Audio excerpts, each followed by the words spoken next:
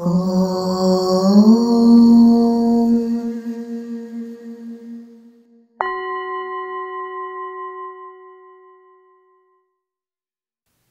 you for joining us for another episode of Channel Revelations. I'm Ethan Fox, and I'm here with Micheila Sheldan.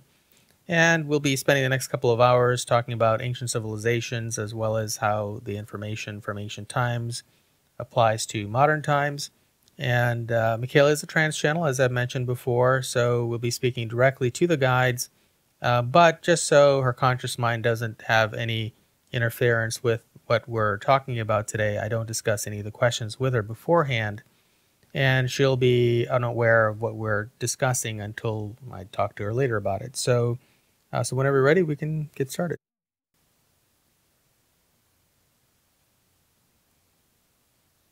And who are we speaking with today? We are the Council of Light. Okay. I would also like to have Metatron handy from last time, since some of these topics will be things that he may have some specialized knowledge in as well. So is Metatron here as well? It is our pleasure, yes. Now, when you say our pleasure, does that mean that Metatron is a collection of beings, or is it just one consciousness?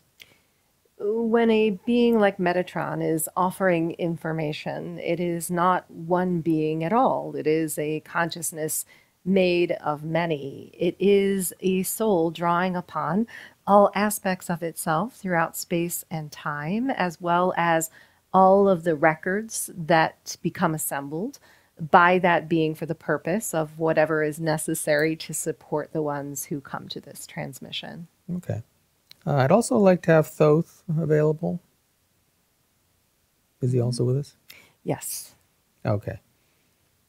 Now, in many of our previous conversations, we have talked about the cataclysm and the great flood that happened around the end of Atlantis.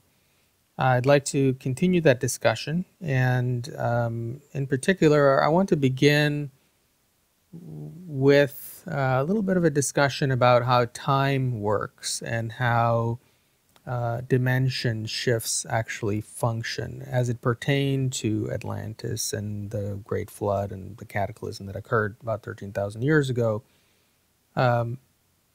Now, in our previous conversations, we discussed how at the very end of Atlantis, there was a portal that was opened, and through the portal came various Annunaki beings, and at the same time, there was some sort of a nuclear event that occurred on Nibiru, and that nuclear event is what triggered the Great Flood, or the cataclysm that caused or triggered the end of Atlantis and the shift to this new dimension that we're currently walking from about 13,000 years ago. Am I understanding that correctly so far? We could clarify a bit, because the end of Atlantis in terms of the fall isn't directly connected necessarily to the events of Nibiru. What you must keep in mind is that the entry of the Anunnaki, based upon what was taking place in their own home star system, brought within that civilization, or into that civilization, a series of genetic manipulations, new intentions, different vibrations. And the Atlantean civilization as a community was operating very much in a semblance of oneness, which we know is difficult to comprehend, but we can simplify it by saying they were upholding a state of coherence where each individual, while operating in their highest, most resonant singular nature, was contributing to the whole based on some balanced and instinctual understanding of what the whole needed from them to become better. So when we're looking at the fall of Atlantis, what we have to keep in mind is the technology of the time, which we've explained in many past transmissions was an elemental technology, meaning it was working directly with the elements of Earth, somewhat like what many of you would call free energy technology, but using those elements to support the elements of each individual Atlantean, because there are elements in the body, nonetheless, very important to a soul's operating structure on the planet that it chooses. And when those elements are vibrating in perfect balance, a soul is able to manifest collectively, both for the benefit of itself as well as the benefit of another. And when we look back at history, especially at the events prior to the fall, what we notice primarily is a very dramatic shift in the balance of those elements, both within the earth as well as in the technologies that caused an effect in the society itself. Okay, but the fall of Atlantis was not just because of that technology, right? As I recall, there was also some sort of a nuclear event that occurred on Nibiru simultaneous to that. Is that That correct? is correct, yes. And the two together caused this issue. We agree. Okay. So I want to understand, when we discussed the fall of Atlantis, I'm going to ask a number of different questions and paint some pictures, and you can tell me if I'm on the wrong track. So Atlantis, although it ended based on our current timeline, so we could say linearly 13,000 years ago, Atlantis stopped existing in our timeline. But in a broader sense, Atlantis never ended, right? Is Atlantis continued on and it still exists today in that former dimensional timeline? Am I correct? You are correct, because anything that is created can never truly be destroyed. Its vibration continues on in some form beyond what it was before. But did the civilization that in our current timeline reality that we see as having ended, did it continue on? Meaning future generations were born and continued on whatever they were doing as a society, but in our timeline, we perceive it as having no longer existed. Well, at the time of the fall, it wasn't a complete and total destruction right off the bat. There were many who understood what was yet to come and had prepared themselves to take home in new locations, some of them taking home on ships, others traversing the inner earth, some even setting up new tribes, for example, in distant locations. So if you're asking us in today's modern world if there are still human beings that would carry an Atlantean lineage directly, we would say yes, because many of the Atlanteans took on both new homes and new structures. Okay. Now, the Anunnaki that came through that portal, was that the first time in Earth's history that the Anunnaki came through to the Earth? No, it was not. As a matter of fact, we can go back to the very beginning of time, prior to humans being seeded, and a very similar event having had taken place, although we wouldn't make it exclusive necessarily to Anunnaki. There were a variety of beings that came into this dimension, we'll say, to take up home and to reap the rewards of a very abundant planet. Now, there are a lot of ancient texts that reference the Anunnaki and various ancient civilizations, and it's debatable whether or not those texts were meant to be taken literally. As we've discussed, even the Book of Enoch previously was not meant to be taken literally. And of course, even many biblical stories, although there are historical elements, were not meant to be taken literally. So it's hard to say if these ancient texts are accurate as a literal event that occurred. But nonetheless, an author by the name, researcher by the name of Zecharia Sitchin, wrote quite a number of books in his lifetime. He's no longer around, but he, in his research, wrote extensively about the Anunnaki using a lot of these ancient texts and including even biblical texts and other archaeological discoveries and so on to create a narrative of Nibiru and the Anunnaki and their lineage on Earth. So I want to talk about some of those and get some grasp on where some of those storylines may be correct or just storylines for some other purpose.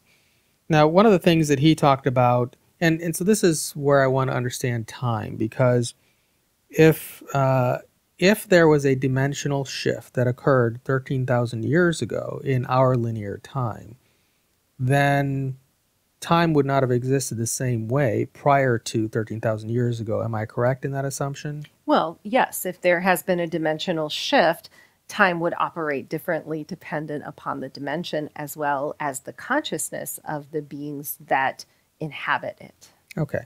Then in some of what Zecharia Sitchin wrote in his books, in his research, he indicated that the Anunnaki first arrived on Earth, or at least from his narratives, they arrived on Earth in a significant way about 450,000 years ago. Now, how can he define 450,000 years based on these ancient texts if time prior to 13,000 years ago didn't follow the same format it does today?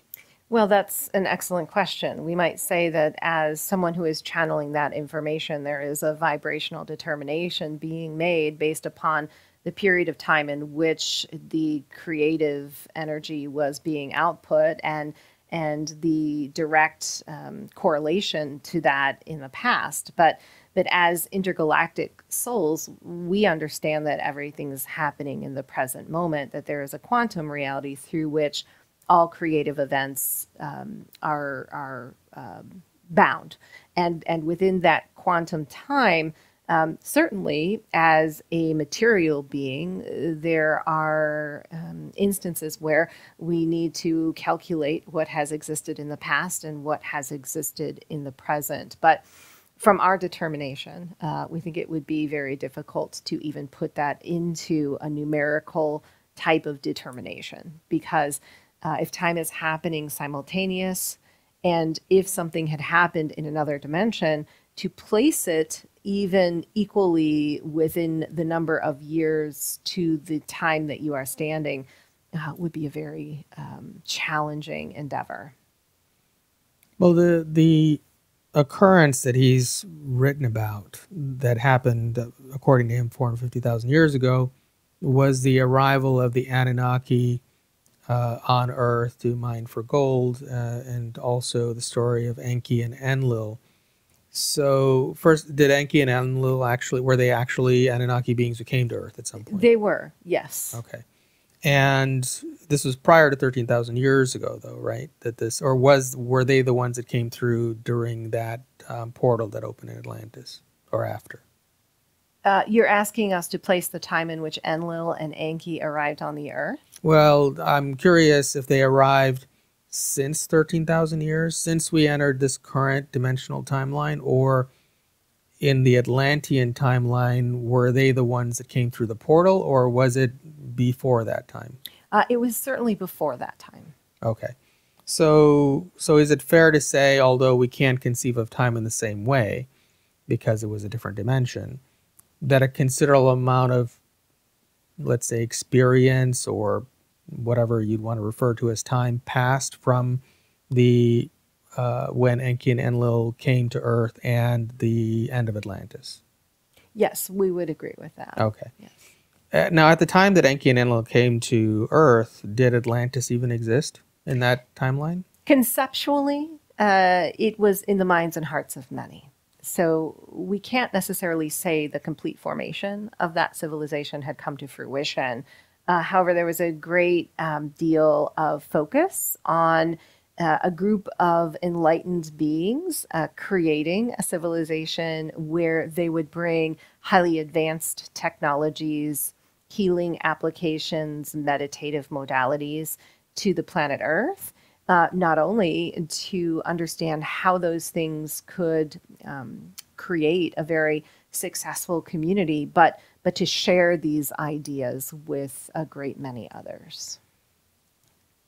Now, if Atlantis was just starting to come into being at the same time that Enki and Enlil and the whole group of Anunnaki came to Earth to mine for gold, were they both existing in the same dimensional timeline together, both civilizations? Not necessarily. Is it possible for both of those to exist in different dimensional timelines on Earth and never actually have interacted with each other in any sort of tangible physical form? It absolutely is possible. In fact, this is how we see the Earth in many of these ancient periods. And let's explain. Today, many of you are speaking about multidimensionality and moving into the fifth dimension. Now, in the fifth dimension, it is difficult to conceptualize how a material being would work with multiple dimensions. Yet, what we've noticed about your past is that often the Earth, as an intergalactic soul, is helping to somehow prioritize that, meaning souls who are ready for the next level or phase of enlightenment may be operating in a dimension in which others are not tangibly accessing. And this is another example of how the inner Earth today resonates, which comes from a previous conversation that we have had, where the inner Earth, still alive and still very abundant with beings and creative energy, is existing in a dimension other than the one that many of you on the surface are able to access. So to be able to interface with both requires a certain level of consciousness and a sustainable higher vibration through which a soul is multidimensionally traveling. Okay. So both civilizations coexisted on Earth, but were in different dimensional timelines. And therefore, they really, unless there were beings who could, as you were mentioning, communicate with or enter into both dimensions, on the whole, the two civilizations didn't really coexist. They didn't really interact with each other. And they both existed at least until 13,000 years ago when the cataclysm occurred. Am I on the right track so far? Yes, we'd agree with that.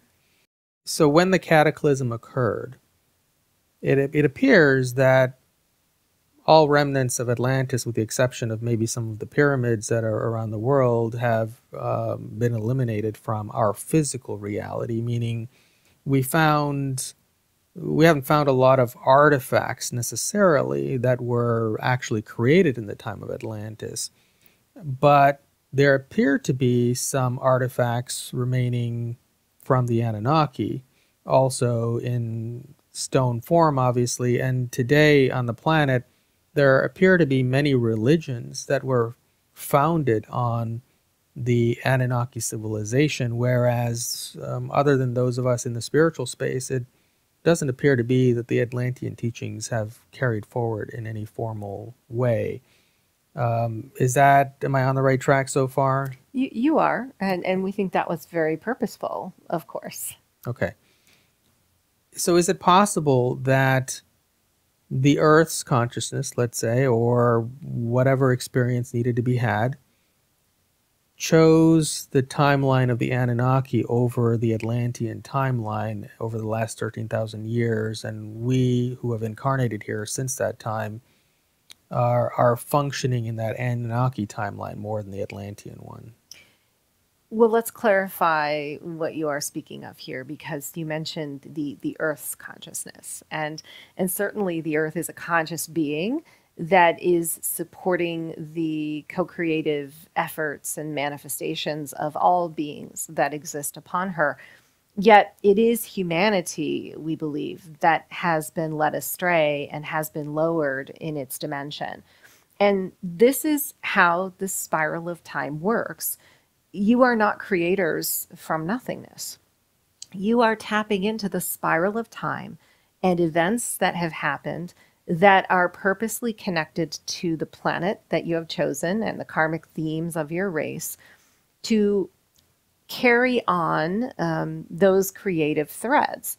But if the earth exists in multiple dimensions, then it is the free will, so to speak, of the race that exists upon her to choose the dimension through which that spiral is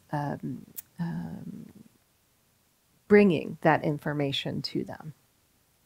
So in theory, it's possible that the human race or civilization could have chosen a more conscious path, and if that had occurred, the cataclysm might not have occurred 13,000 years ago, and we might be living in more of an Atlantean society versus Anunnaki. Am I understanding correct? That's an interesting question, because you are trying to put a massive orchestration of creative energy into a very linear perspective. And while we want to agree with you by saying, of course, that anything that happens within any civilization on any planet is the result of the vibration and the creative input of all of those involved. But unfortunately, what's happened on planet Earth there has been a very, we'll say, inorganic and suppressive energy that you have been focused into. And because of this, you've not only created cataclysms, but you've been carrying out creative activities in the legacy or in the name of many malevolent beings. I guess what I'm trying to understand is, was it that we changed to the current timeline, which is maybe a lower vibrational one in the last 13,000 years? Was that the result of the portal that opened and the Anunnaki beings came through, causing this cataclysm 13,000 years ago? Or was it that humanity was simply choosing to have a lower vibrational experience for the past 13,000 years, and therefore we chose that timeline? Well, choice is something that we have to first define, because free will certainly involves choice, but free will exists in a certain dimensional range based upon the souls that are operating within it. Meaning, you believe that you are choosing in the highest vibrational way for yourselves, and all of the energy that you are receiving, the options, are based upon what you are siphoning from the universal field or from the Akashic records. Now, if this is the case and a dimensional shift takes place, you are either opening that Akashic records to receive more, or you're somehow restricting it to one option or another. We can step into the window of your current experience and explain it much better, because many who come to these transmissions are aware that you are living within a period of higher dimensional transition. And there is still a third dimensional reality that exists on planet Earth, and there is the formation of a fifth dimensional reality that many are creating and stepping into. The difference between a third or a fourth dimensional reality and the fifth is very profound, and this is why. The frequency that is accessible in the fifth dimension operates in multidimensionality, meaning that it's an open doorway or a window into working with all dimensions simultaneously. In the third dimension, that is not possible. So if the Anunnaki came through a portal and were creating very malevolent acts and held those intentions, at the same time that a civilization like Atlantis that was highly enlightened existed, what we must understand is that the human souls on the planet at that time were either swayed in the direction of a very stagnant and lower vibrational timeline and trapped there, unable to ascend, or they could have chosen, through the awakening of consciousness, to continue the activities of Atlantis.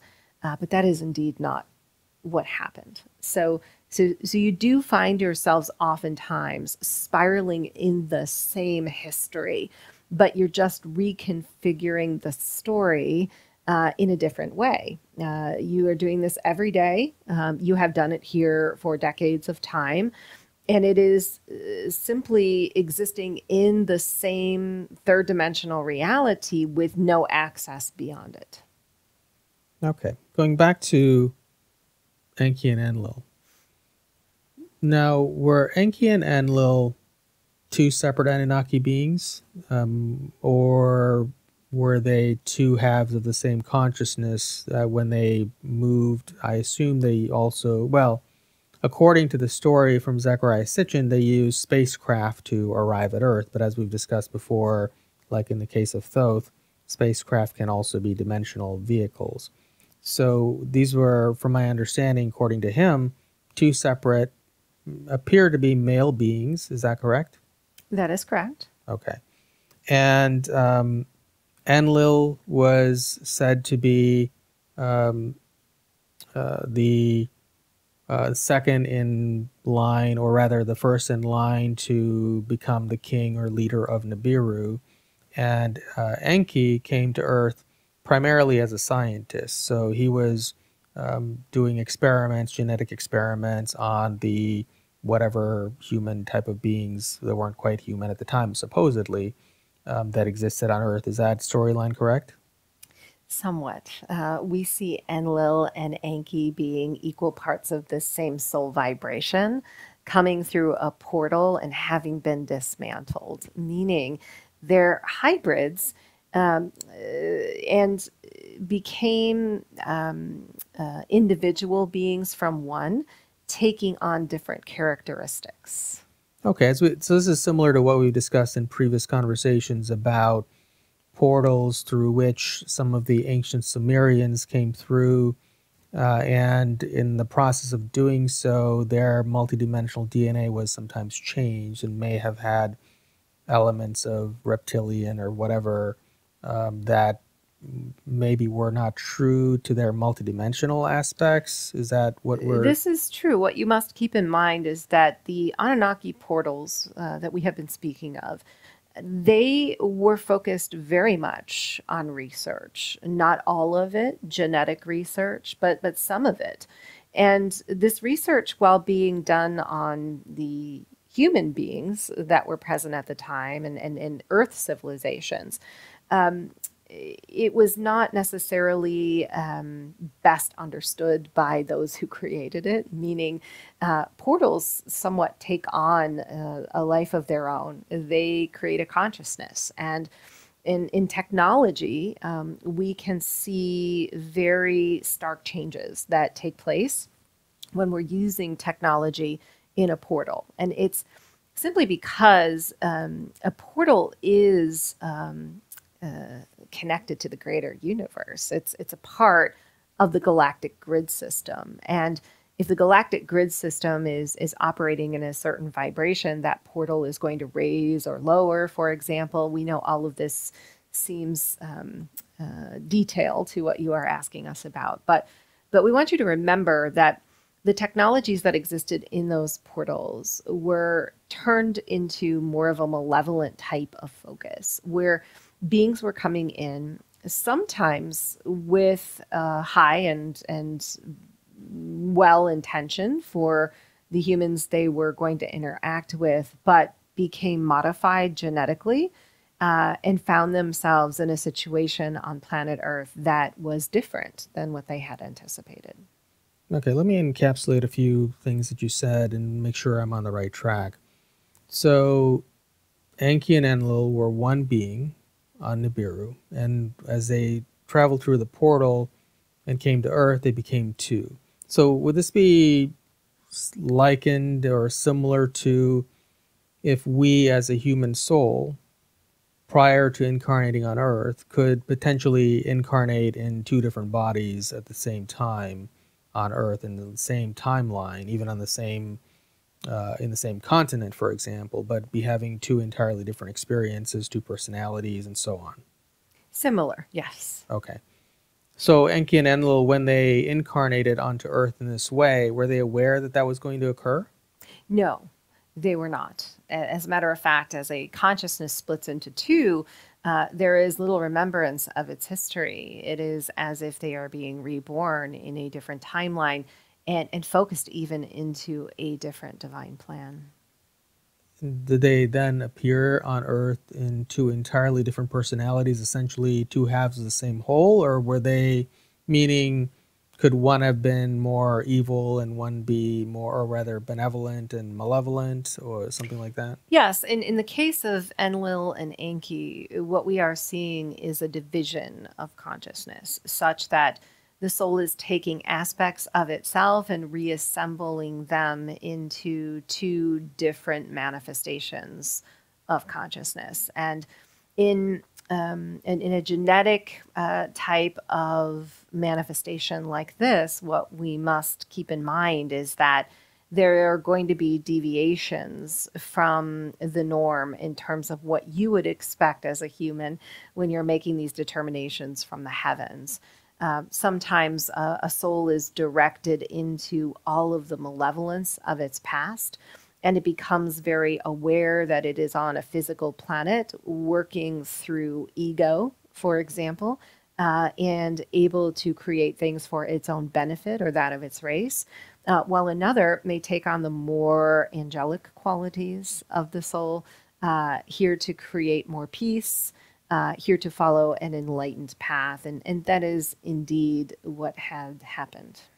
When such a split occurs with a multidimensional being coming to Earth, does it also cause a split in talents and interests? For example, Enki was said to be very scientific and benevolent, according to Zechariah Sitchin's writings, and Enlil was more militant or more military and not at all intellectual, according to the stories. Well, keep in mind that it is not a perfect dynamic by any means, because while we could say that sometimes when these anomalies happen, there is an unequal division of masculine and feminine energies, because of the technology and the portal that these beings went through.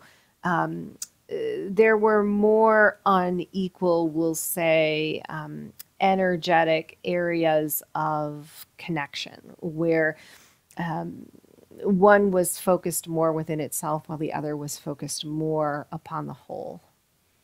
Now, in this universe, all 13 dimensions of it, which we discussed last time, is that a phenomena that only occurs in this universe? Meaning, if a soul comes into this universe, well, I suppose depending on the dimension, you may. So let's say the same Anunnaki being that split into Enki and Enlil on Earth incarnated instead onto the 12th dimension. Would they have had that split occur, or would they have just been able to bring the whole of who they are in one being? It's hard to say because it is such a different set of criteria when a soul is using a portal to enter the 12th dimension. In fact, the 12th dimension, being more of a collective vibration, is one where souls would not adopt an individual personality so much at all. It is a unified type of telepathic exchange. And those that reach the 12th dimension have gone through a certain level of evolution.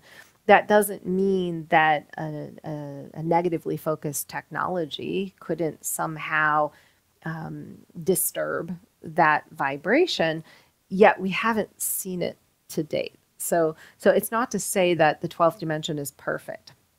But what you must understand is the portals that exist throughout the universe, and especially those that carry these forms of technology, while there are 12 dimensional beings that might use them from time to time, they're not exchanging in an open way with the 12th dimension, simply because it's the law of the universe to ensure that as beings move into higher dimensions, they have the ability to only access the parts of them that have evolved to the highest extreme, and in so become reunited with parts of themselves that have also done the same.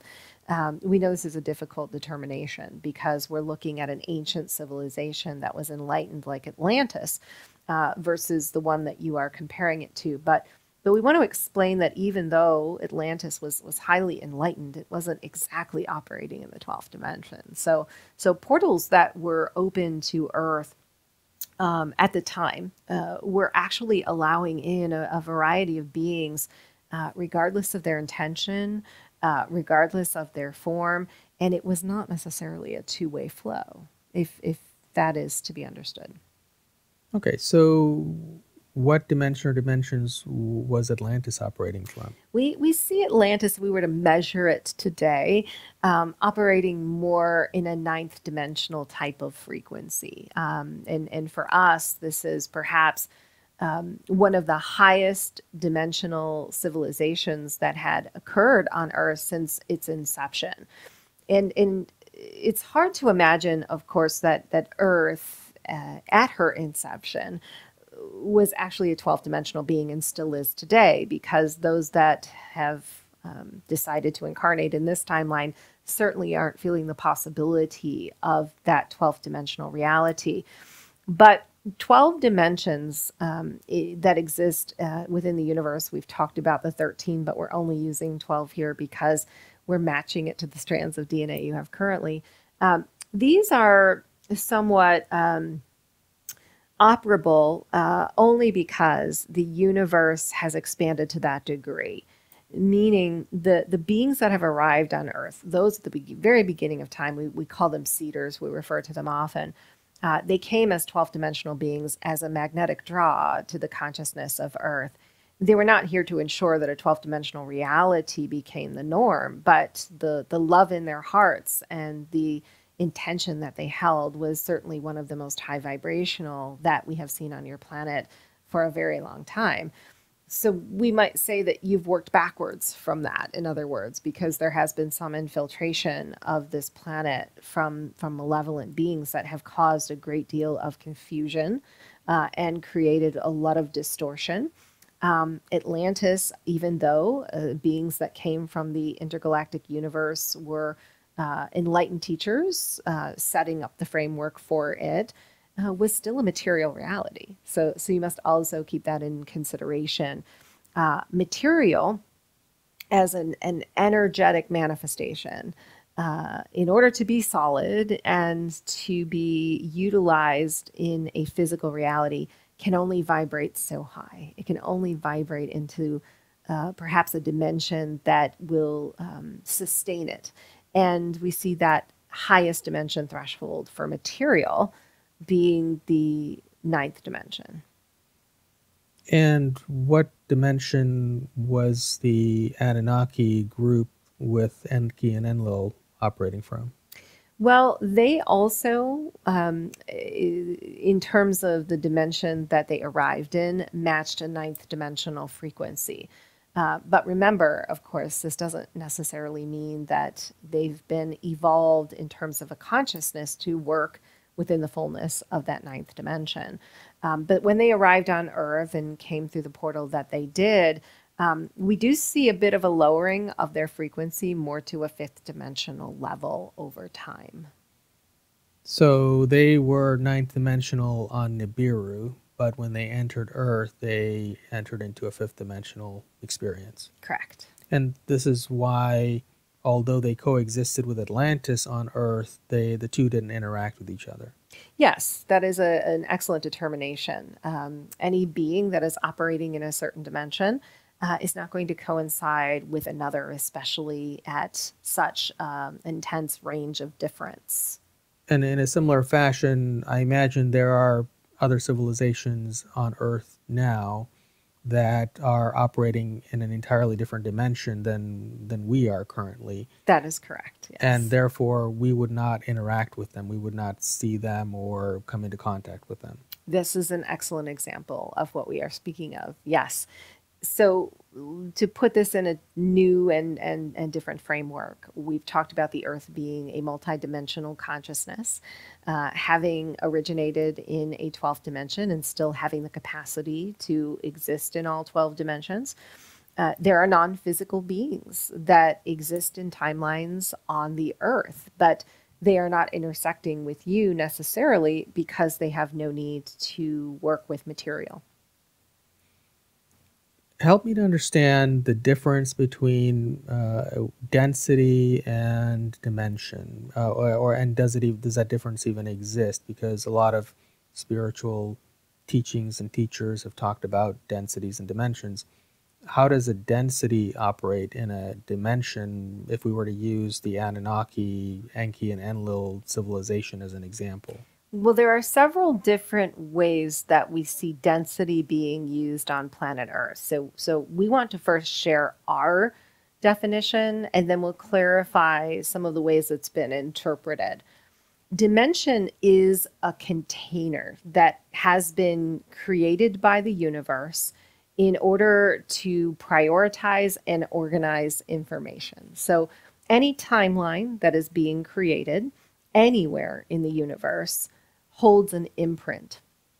That imprint is a calculation of its vibration, its density, and its dimension.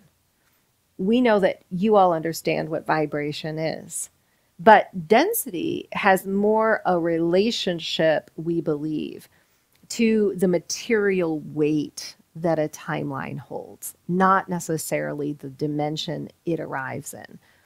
So if we're looking at, for example, a human physical timeline in the current reality you stand in, we may see that it is spiraling in the direction of the third to fourth dimension, where it holds a certain vibrational weight, a certain density, meaning it's connected to manifestations of material, and because of these things is echoing more in the resonance of a certain dimension. We look at dimensions as opportunities for souls to incarnate in various forms and to create in different frequencies, meaning there are simply more options and more available energies to choose from that a soul can shapeshift into if it chooses. Now, in today's world, we know that density is sometimes looked at in a vibrational form. And we do agree that density can take a vibrational form because we know you understand material essentially is density. But material, for example, a concrete wall, is a very thick and low vibration compared to what you may hold in your energy field. While there may be density in your energy field, for example, an emotion that's holding a lower vibration, or a belief system that's holding a lower vibration, it isn't something that's tangible. So we can use those terms or definitions for density interchangeably if we choose. We can even say that a timeline you're creating can hold vibrational, non-physical density that is contributing to the determination of its dimension. Meaning, there may be a collective of souls in a family that carries a certain archetypal lineage or some form of trauma. And that trauma, being a lower vibration, is a density in and of itself. It's something that's spoken about. It's something that's argued about. It's something that causes a great deal of pain. And if it is threaded throughout the timeline, it's regardless of what the soul's desire, it's always going to hold it in a lower dimension. And that's why healing from a spiritual standpoint is so important, because when you're healing, it's not that you're striving for a higher dimension. You're actually attempting to change the vibration and the density of what you're creating, such that you're creating something that not only appeals to you, but also no longer carries with it any residue of the past, especially if that residue is in a lower vibrational range. Okay, let me just use a very simplistic, third-dimensional, linear illustration to make sure that I understand what a dimension is. So in the 13 dimensions that make up this universe, all of that information is arranged into 13 different dimensions, so in order to organize that information. So if, for example, if I were to take a very physical, basic example, if this room that we're sitting in was a dimension, then that dimension allows us to have these objects on the wall and these items on the shelf and this table in front of us. So in a very linear, basic way, is that what a dimension is? It's arranging the available information in the entire universe and allowing certain things to appear in one particular space or experience. That is correct. And we want to add an even deeper understanding here. And we'll use technology as an example since we're speaking of Atlantis. Technology is seemingly something very physical, tangible, and would carry a density. But we must consider the imprint of the density. Now, imprints are a very lengthy topic for us to get into, but you are imprinting everything that you are creating with a certain vibration. And for sake of simplicity, we could say it is the intention that runs within it. So if there is a very benevolent technology that is created, it could be extremely dense in terms of its material presentation, but hold within it an imprint of higher vibration where it is designed specifically through the heart-centered focus of healing and uplifting others. Whereas the technologies you're working with in your environment, even though some of their intentions may be convenience, for example, and information, still exist in a very dense imprint where there is very malevolent focus within them. So they'll always hold you in a lower dimension because of that imprint. It's the same concept with your living space, for example. Certainly, yes, the density of what you have chosen to exist within in your space is showing you a relationship you have to its dimension. But in ancient civilizations, for example, where temples and pyramids and homes were constructed differently, it had little to do with the density of the material and more to do with how the material was actually uplifting the density, meaning there could be an alchemical change that could happen right before your eyes. So these are some of the differences that we're speaking of here in terms of density. Okay, I want to make sure I understand this in a very simple way. So let's just talk about dimensions for a moment, forget density. So if this room is an arrangement of some of the information that's in the universe into a particular dimension. So let's say this room is the 9th dimension, or let's say 3rd dimension, right? Okay. And because of that, all of the information that is in the universe that is not of the 3rd dimension would not exist or be available to exist in this particular room. So the objects that are in this room, as an example, or the experiences that we could have in this room, are all things that are in that 3rd dimension.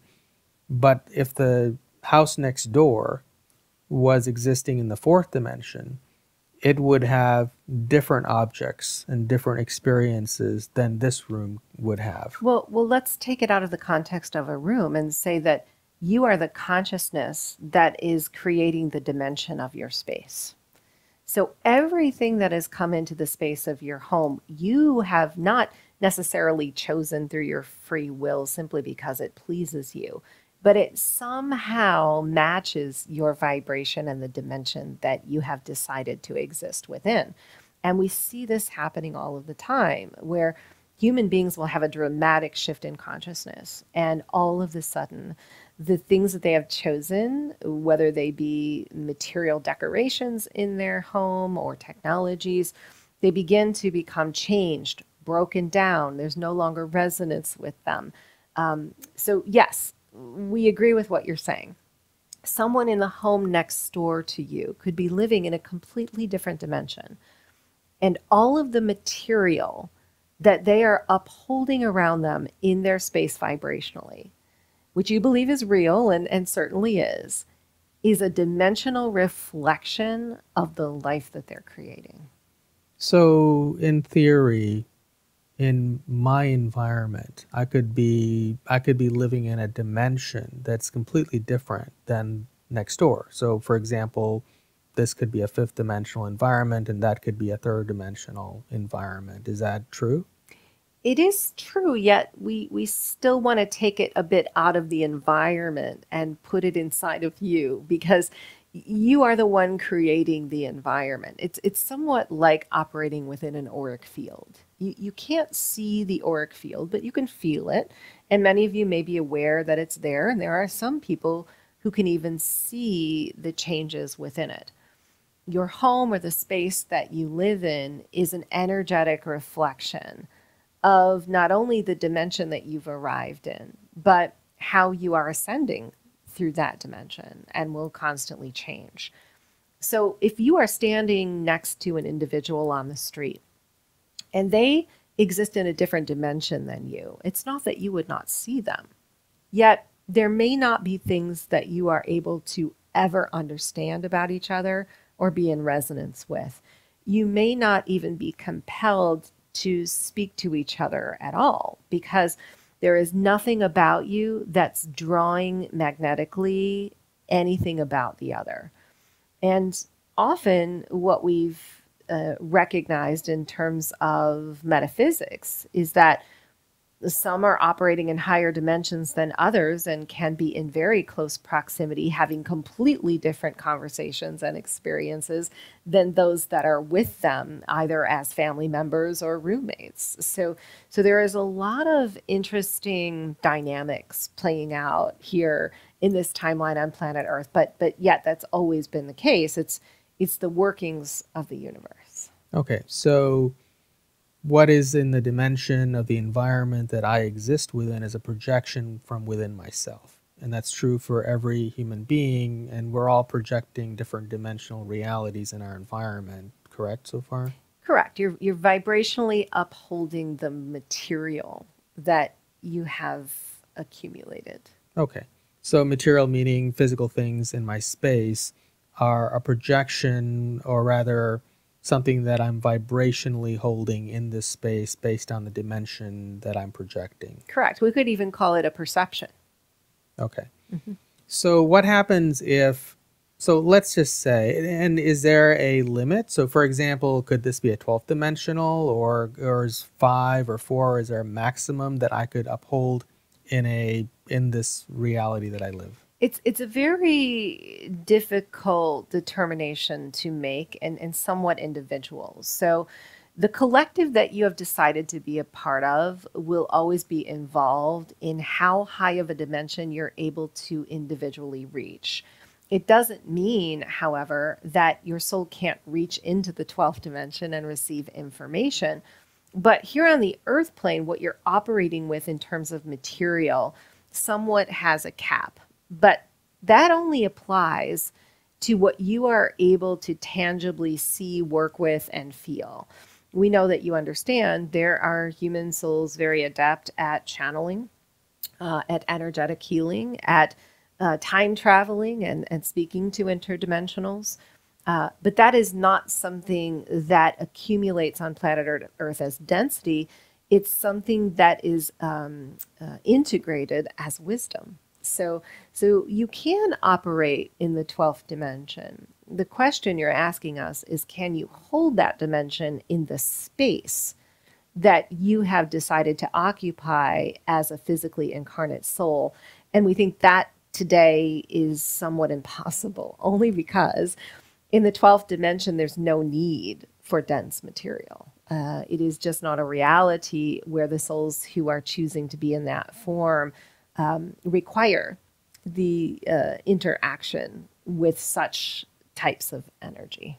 Okay, so when you're referring to material, you're referring to physical, tangible things I can see, touch, sense with my senses. What is the maximum that I can hold in this collective reality that I'm sharing with others? Well, again, that is an individual determination. However, on the whole, what we believe is the fifth dimension is somewhat the bandwidth of consciousness that many of you are able to access and hold for a very long and meaningful time. But remember, that fifth dimension is a gateway into the multiverse, the multiple dimensions, even in this universe. And the reason is this. The fifth dimension is where a soul begins to work more with light as opposed to material. And it's not to say that you don't have still a relationship with the material in your space, but you are far more inclined to be working with meditative and astral projective type of modalities, creating your reality not necessarily through physical effort so much, even though effort will still always be required on a physical plane, but operating more in your light. Okay. So it's possible, to use the earlier example, if we're walking down the street next to someone, it's possible that one person could be walking in the fifth dimension and the other person is in the third dimension.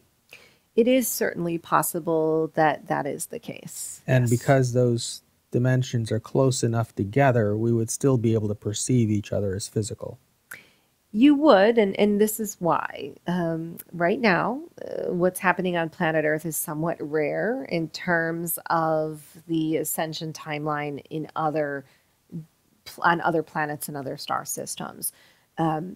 You are operating in 2 to 3 dimensions simultaneously, and you've been doing this for quite a number of years. And it's not to say it's wrong to do this, but eventually what a collective is going for is to move everyone incrementally and evolutionary or on an evolutionary journey or path into the same next higher dimension.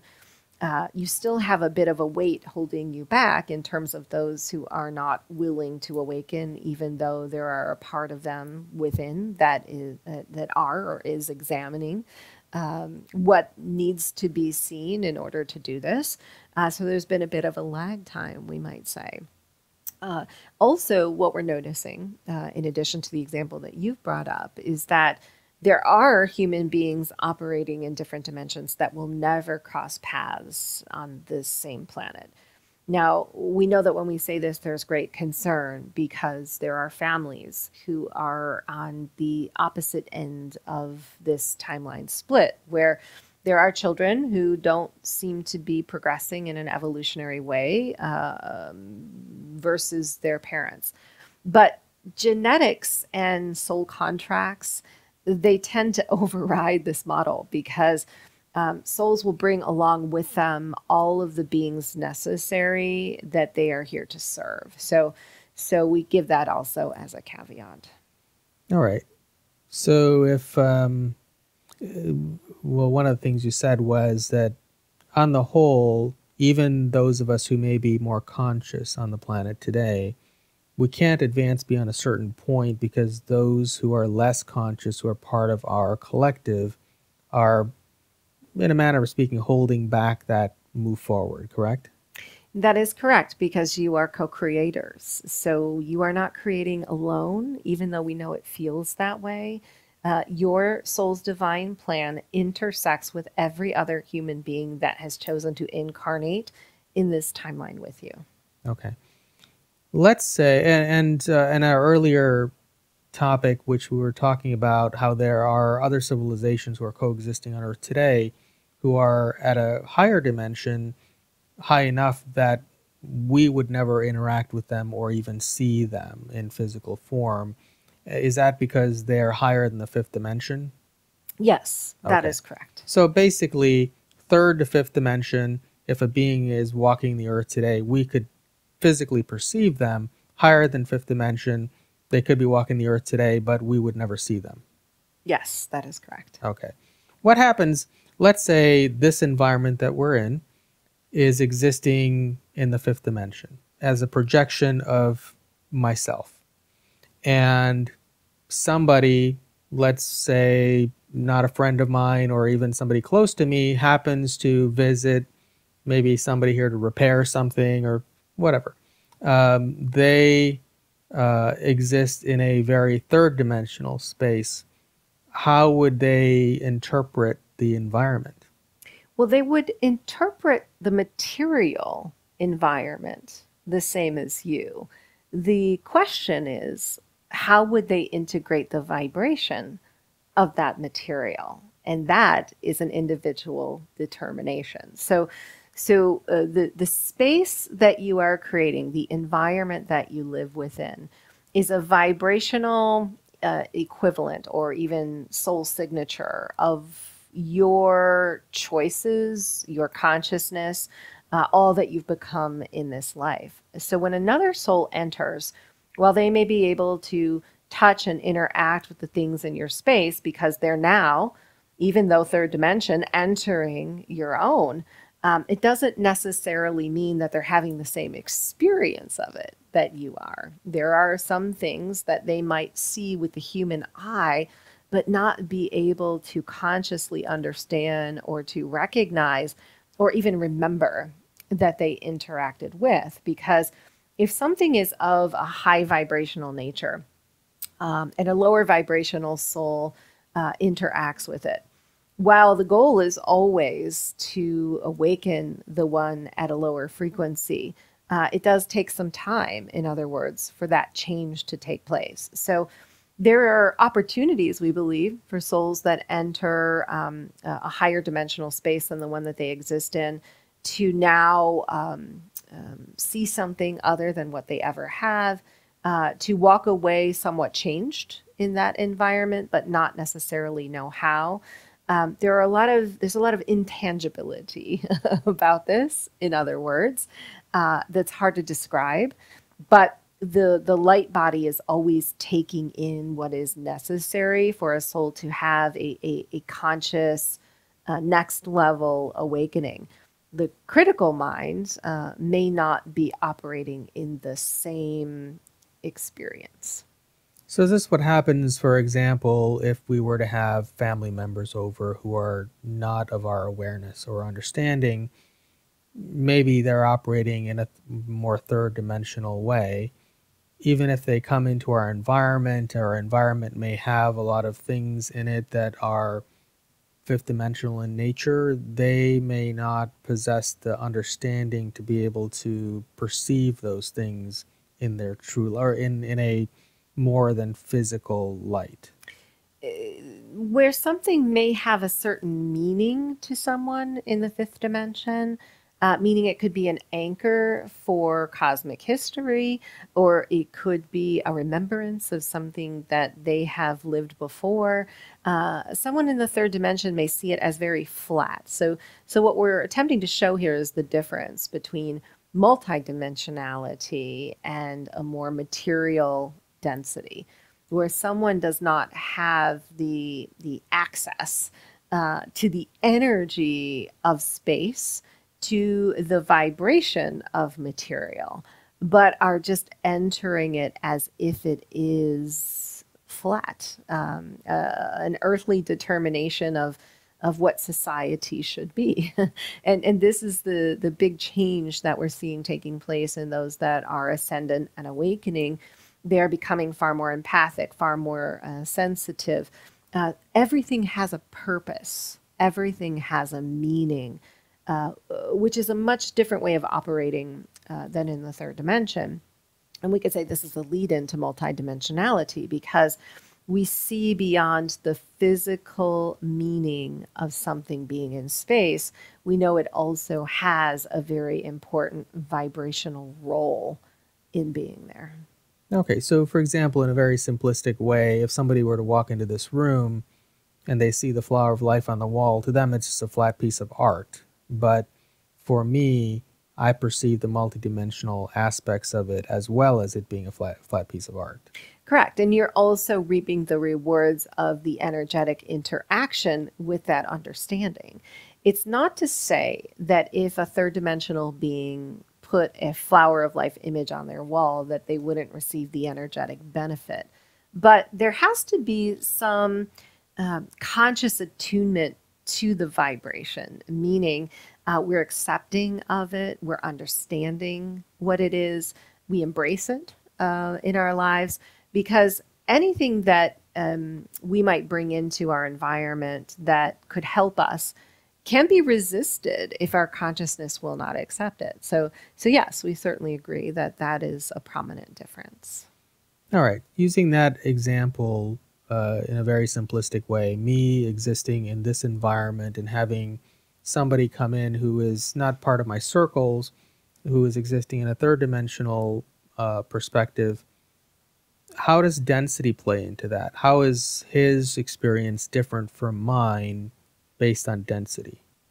Well, density is always going to be a part, as we've mentioned, of the determining factor of the dimension you enter. So a third dimensional being could enter a fifth dimensional space, but never interact with that space at all, because the density that they're holding or that they perceive does not allow them to interact with it. So there has to be some agreement there, or even matching form of consciousness, we might say, in order to reap the rewards of stepping into an environment that is a different dimension than the one that you exist within.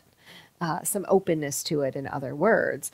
And what's interesting about this question is we do notice that many human souls who have for a very long time been living in fifth dimensional timelines tend to draw those around them that exist more in the third dimension for the very purpose of setting off a chain of events that awaken them to the possibility of doing the same. But the level of density will always determine whether or not that integration can happen, whether or not the energy can actually be received or perceived, in other words.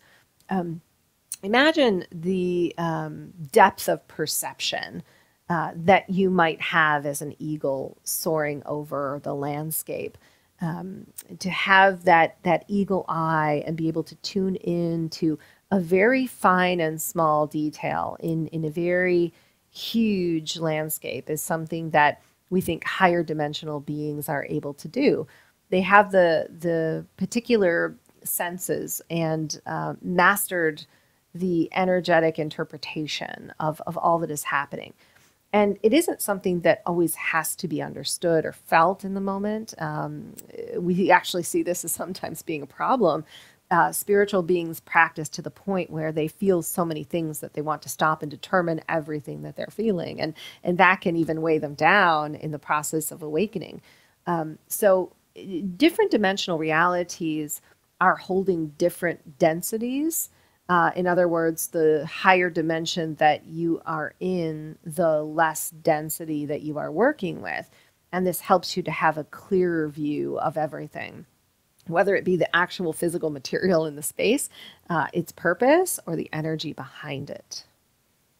So then a person operating in a third dimension who may be in my same physical space, and let's say I'm operating in the fifth dimension, and we're having a conversation, is it fair to say then that in every case that third dimensional person has a higher level of density than I would in the fifth dimension?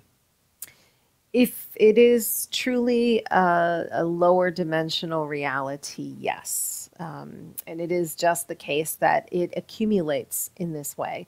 If a soul has not risen beyond the third dimension, it's because the density that they're operating with has become too great.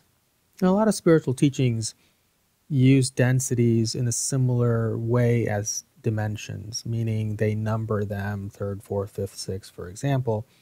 Is that even accurate, or is it just simply density is just more or less, meaning you may have more density, and if so, you're operating at a lower dimension, or you may have less density, in which case you're operating at a higher dimension, but the numbers, numbering them is not really relevant? It is just a way that some human souls have decided to define density and dimension as one, and we think it's relevant because, again, the higher dimension that you are in, the less density you will hold. But it's not possible, for example, let's say hypothetically in the density range that we were to define 1 through 13 in densities, and we were to also have 13 dimensions in this universe, as we've discussed before. It's really not a viable way of understanding to say I'm in the 5th dimension operating in the 4th density, or I'm in the 3rd dimension operating in the 5th density. That's not really logical. We think that's a difficult determination to make in a stagnant sense because density is always changing. And certainly there can be multiple beings in the 5th dimension that are operating in different levels of density. So it's not truly possible to say that one dimension is equal to any certain amount of density.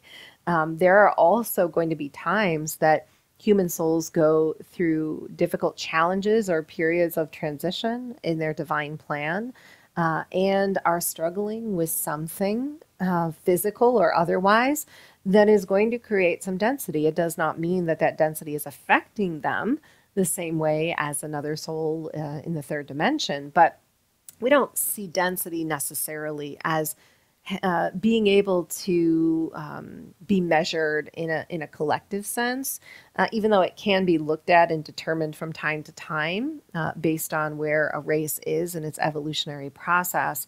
To categorize it in exclusion of a dimension would be to negate the individuality and unique process of a soul.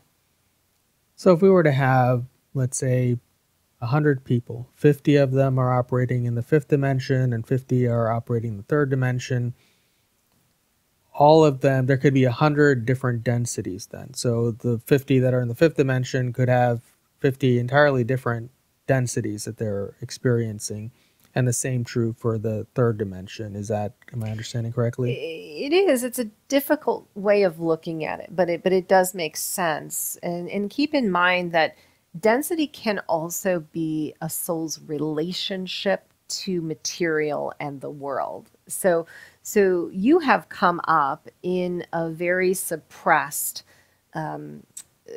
timeline where the metaphysical teachings and prophecies of ancient civilizations have been hidden from you. So you have come up learning that you must work hard to make a living, that you must earn a certain amount of money in order to pay your bills.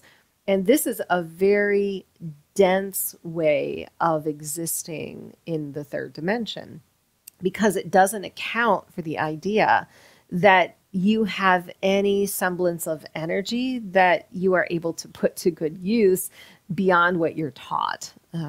So yes, we agree with what you're saying, but also want to make the point that as a collective, sometimes we notice that the theme of holding or accumulating density comes from the same patterns, where groups of souls have been brought up in certain belief systems, religious teachings, educational programs that keep them very suppressed in their perception of what reality is and its density. Okay, what I'm trying to understand in simple term is if there's an infinite number of densities that we could be experiencing on Earth as individual beings, so rather than it being something that's quantifiable in a number, meaning 1 through 13, for example, in terms of densities, that every human being, so on Earth right now, we may have half the probably more than half the population who's operating in the third dimension at a very high level of density, and maybe a smaller portion of the population that's operating in fifth dimension with much less density. Is that correct? It is, and we're going to throw another curveball here at you because we want to remind you of the equation that we have brought in previously that includes vibration. So there can be souls that exist in the third dimension who are in a very dense relationship to energy, but vibrating very high. And because of that, the amount of density they hold in their energy field could actually be less than someone who is in the fifth dimension, who has a more expansive access to the multidimensional universe, who has a more conscious relationship to material density, but is suffering. And unfortunately, this is something you must also take into consideration. We're not trying to make things more complex here, but it is nonetheless a very complex and chaotic transition that you are walking through here on planet Earth. So dimension does not necessarily dictate the level of density that a soul is carrying. The souls that enter a specific dimension together have a different relationship to density and the physical plane, a more conscious one than others do. All right, let me try to simplify what you just said to make sure I understand. So let's say somebody is existing in the third dimension. Let's say that person is my gardener. So I have a gardener, they're existing in the third dimension, and they have very low amount of density. Now, so somebody who is experiencing life that way, maybe somebody who absolutely loves gardening. They find joy in it. They have very peaceful lives. They have a very positive relationship with their husband or wife or relationship partners. They're generally living a very uplifting life experience but to them, this is a very flat world. They see physical things like the flowers and plants in front of them, and they work with them with their hands. They really don't perceive of higher dimensional ideas or wouldn't even be able to have this conversation that we're having today. But nonetheless, they're experiencing a very uplifted life compared to what you're saying. Somebody could be existing in the fifth dimension with a high level of density or higher level of density, maybe not as third dimensional people would, but nonetheless higher than a fifth dimension person would have to have or would normally have. And that person, because of being in the fifth dimension, they have perception of, for example, they could understand what we're discussing here today. They don't perceive this room as flat. They understand the multidimensional aspects of what we're experiencing. They may even be healers or channels or anything like that, and even be communicating with even higher dimensions in the fifth, because as you said earlier, the fifth is a gateway to the other dimensions. So, but if they had more density, they may have really bad relationships and be suffering with physical problems or emotional problems or relationship problems, and generally be very miserable person in their human existence. Does that encapsulate the idea? It is true. And we would add to that to say that if you think of each dimension as access to information, meaning that in the third dimension, perhaps we are meant to only be focused on the material plane and not consider that we should be working with any semblance of energy.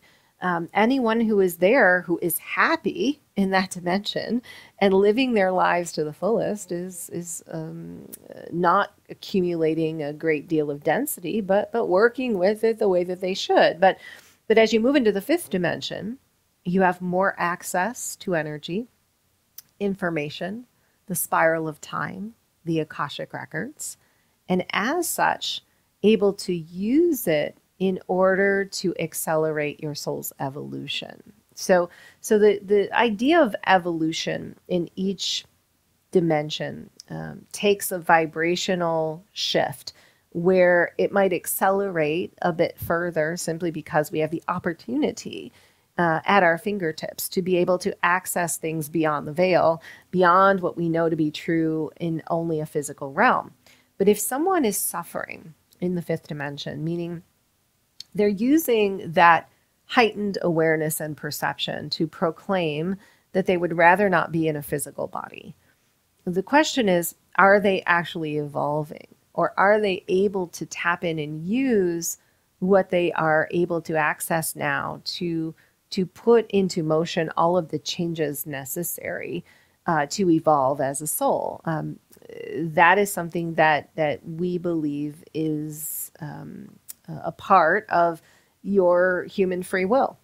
And free will, in terms of a definition, is something a little bit different in our determination than what you may consider.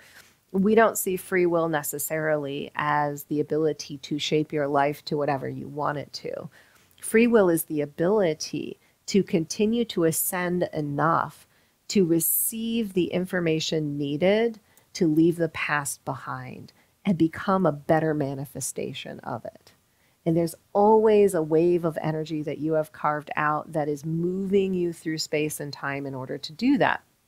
So there can be beings that enter the fifth dimension, but they can become just as stagnant and not evolve as those in the third, because they have determined that through an expanded awareness or consciousness, the earth is just as dense as it was before.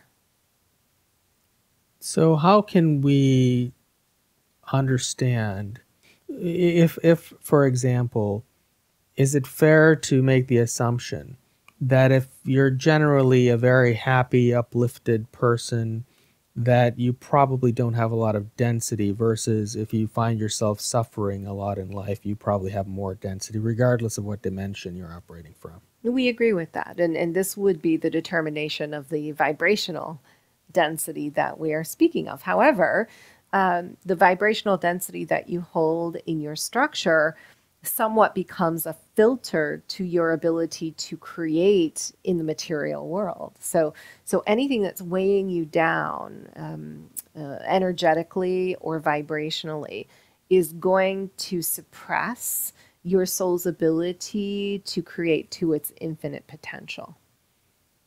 And you talked about this earlier, but I want to sort of clarify and simplify the concept. So all density is being created through some sort of trauma or suffering. For example, even it could be as simple as worrying about something, but it could be physical, psychological, sexual traumas as well. But it could also be the collective society that we live in today, and the various limiting structures that are put in place to reinforce density. So it could be coming from any of those sources that we take on and carry individually. Correct. And most often, sadly, what we notice is it is seeded into your collective awareness. Okay, seeded meaning seeded genetically or seeded through psychological programming? In many, many different ways. We think the most powerful is your attention.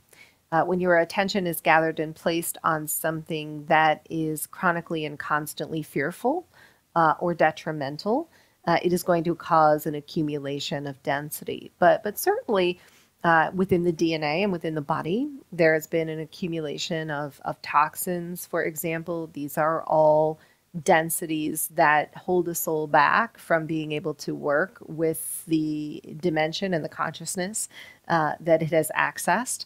But we consider actually the vibrational densities, the ones that are caused more by fear or suffering, to be some of the most important, those that linger the longest. And it's not to negate the importance of a pure and clear physical body when it comes to detoxification. But what we know is that if you're moving between dimensions, meaning you're moving upward and onward into a higher one, you're going to be reorganizing your material. They typically go hand in hand. So a soul that is arrived in a fifth dimensional timeline, who's truly living in this way, has probably gone through many of the physical steps that it needed to take in order to remove the more physically dense and laden toxins from the body. It is just one step among many in the ascension timeline. All right, I want to sort of understand better because you're talking about attention as an avenue through which density is created. So, for example, what I would like to resolve with that is, well, there are things happening in the world today that may be fearful or fear-based, or may be fearful to certain individuals. You're not saying necessarily don't pay attention to anything going on in the world, right? Because obviously we're in the physical world, experience physical life. When you say attention, are you meaning ignore everything that isn't positive, or are you referring to how we interact with those things? Meaning something that's happening in the world or even in our lives, to two different people, one may experience the same thing as fear and the other one may experience it in a very positive way or in a neutral way. So what do you mean by attention? Well, attention is gathered to fearful, we'll say, events, whether they be false or true, in the hopes of humans falling victim to them. And when we say fall victim, it means that you aren't able to raise yourself up above the vibration of that fear. And this is unfortunately something that we've seen go on for many decades, where humans have been unnaturally forced to tune in to what is going wrong. And never would we say you should not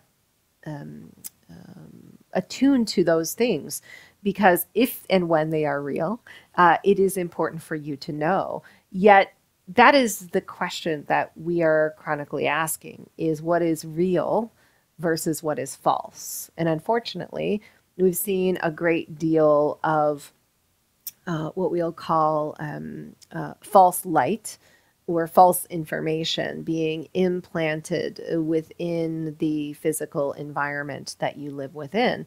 And it's constantly garnering attention. And even when something fearful that is real is paid attention to, it doesn't necessarily mean that it's going to affect every soul in the same way. This is where the difference in dimension and consciousness can really be seen and understood. Because if we live in a third dimension that's very flat, and we cannot reason with the idea that things would ever change, or there are systems and programs that we simply have to subscribe to because it's always the way things have been. It's very easy in a dimension like that to keep human beings processing an emotion like fear, creating more and more density that keeps the reality stagnant. We think as you move into a higher dimension, there is by default more critical thinking, because you are able to see more of what's going on beyond the very linear and physical material perception of the 3D.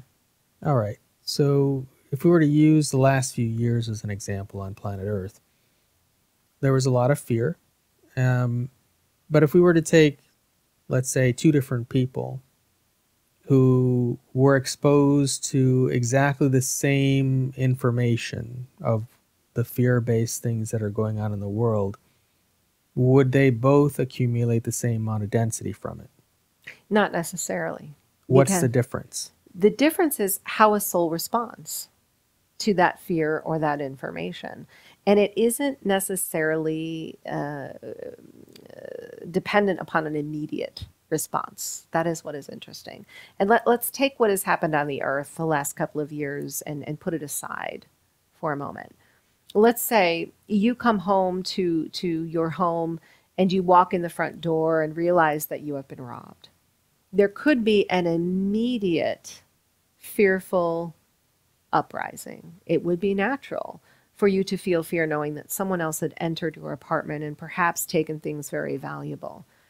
What an unconscious soul might do is stay in that fear and operate from it, where a more conscious soul might be able to process the fear yet operate from consciousness, meaning even though the event was fearful, even though some fear might remain, it's easier to neutralize the situation, not to have to get over it very quickly necessarily, but to experience a range of emotions as opposed to just one. When you think of multidimensionality, you might think of many different genetic options, many different choices that you have at your fingertips.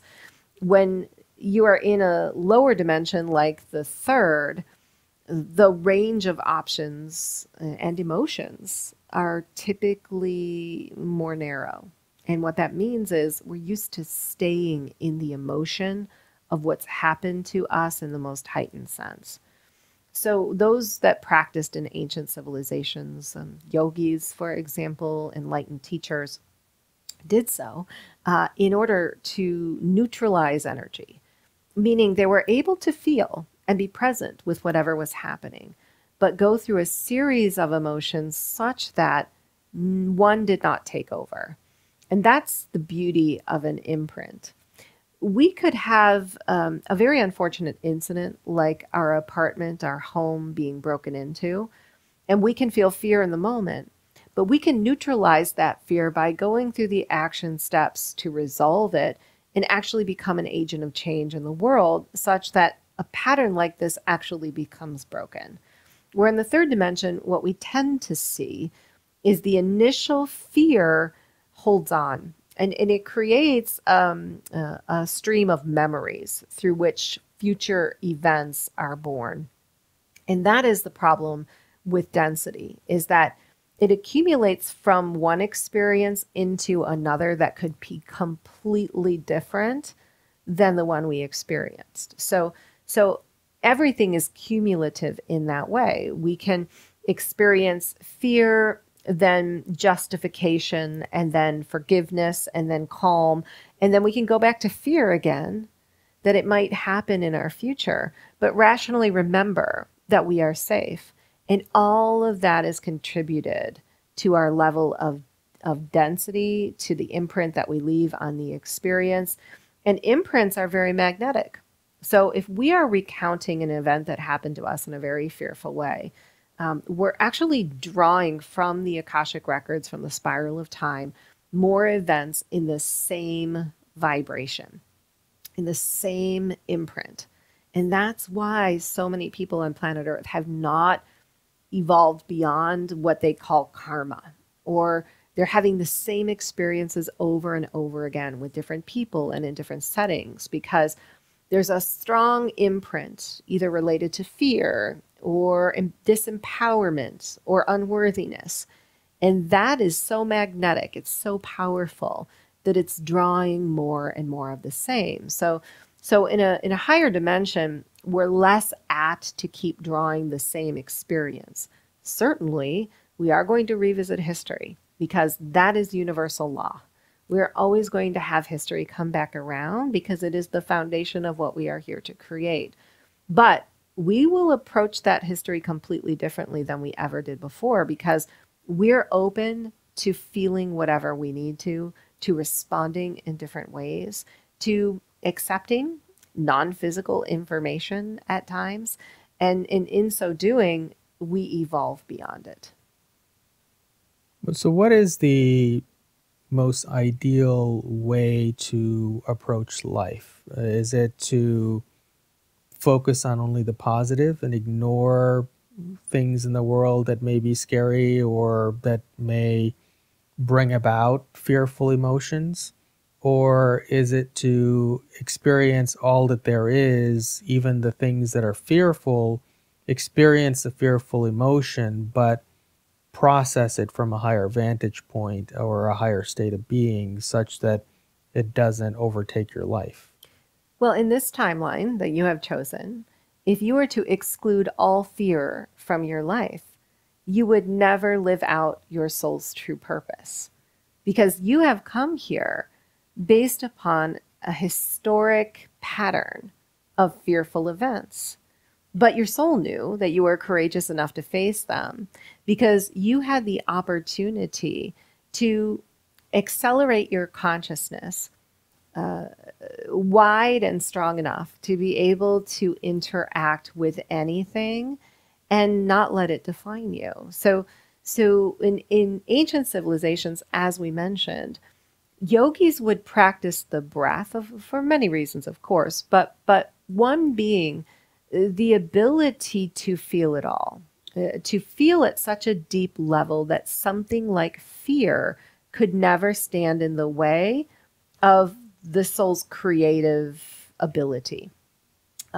It is not that fear is even negative, we feel. Some of the problem today is that humans do not want to feel fear. They do not want to see it. They've been taught not to look at it. And that does not build, we believe, the spiritual muscle necessary to get through these very challenging times and actually find yourself in a higher dimension. Because there are always going to be challenges that must be faced. The polarity and the dance of dark and light. This is something that every civilization throughout space and time has studied. But what we've come to understand is that it's merely all preference.